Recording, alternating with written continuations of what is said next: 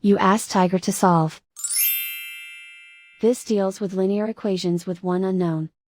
The final result is x equals 5700 over 301. Let's solve it step by step. Simplify the expression. Expand the parentheses. Simplify the arithmetic. Group like terms. Multiply the coefficients. Group all x terms on the left side of the equation.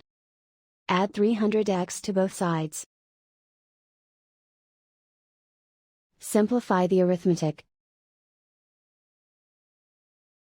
Group like terms. Simplify the arithmetic. Isolate the x. Divide both sides by 301.